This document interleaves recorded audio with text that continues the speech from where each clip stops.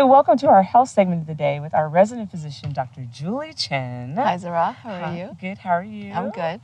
And we are here with Lupe Nunez and Dr. Amber Piku, having a health moment for all the ladies and the gentlemen out there in the Bay Area.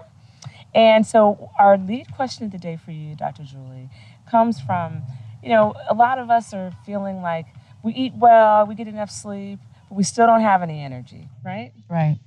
Exactly. So me and my husband were both 40, 41, and we're both working full-time, have 2 kids. But we do exercise, we are eating healthy, losing weight, and we still seem to pass out at night and wake up 7 to 8 hours later and exhausted.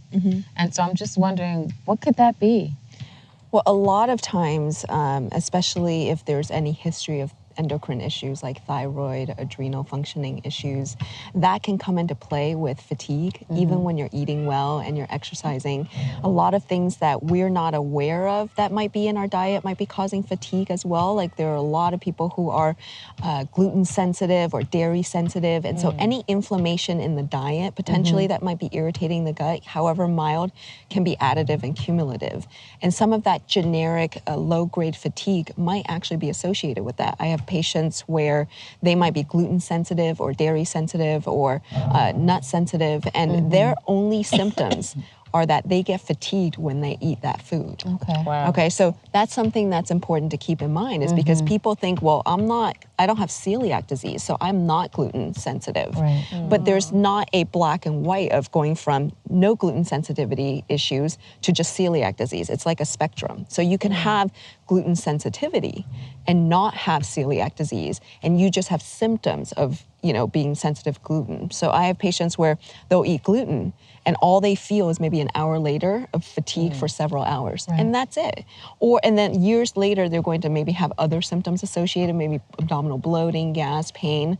But the very early on symptoms from their history is that they were just tired. Right. And so there's things like that you want to look into. So potential food testing or elimination trial diets are important. So eliminating the food for a while that you think might be suspicious and then going from there and seeing that. But really also quality of sleep is important because just because you're sleeping the 7 hours doesn't mean it's quality sleep. And some of the things that we do know is things like magnesium, calcium, and things like that when you're low at nighttime, they help with the quality of sleep. Okay. And if you're noticing that, if let's say your loved one says you're tossing and turning a lot at night, or you feel like you're waking up really fatigued, the quality of sleep might be an issue. And so sleep studies might be important. Okay. Right. You have a baby in the bed with you? Yeah. A 2.5-year-old Right. in Or a the bed dog, with you? or a dog or a cat. We That's have a actually dog, yes. and the cat decides Yeah, to wake up and they're the dog. moving around, the background noises and things like that. And sometimes even allergies, like if you have dust mite allergies, things like that, you're not getting the quality sleep that you need. And so it's really looking at not just the hours of sleep, but really the quality of sleep. Okay. What within a healthy diet might still be triggering you because you're allergic, and really looking at your endocrine system, whether your thyroid levels are optimized,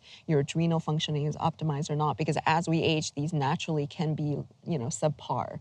And so being really nitpicky about that is important, and getting like a sleep study done to really look at whether you're having issues or not. Okay. Would that also cause insomnia?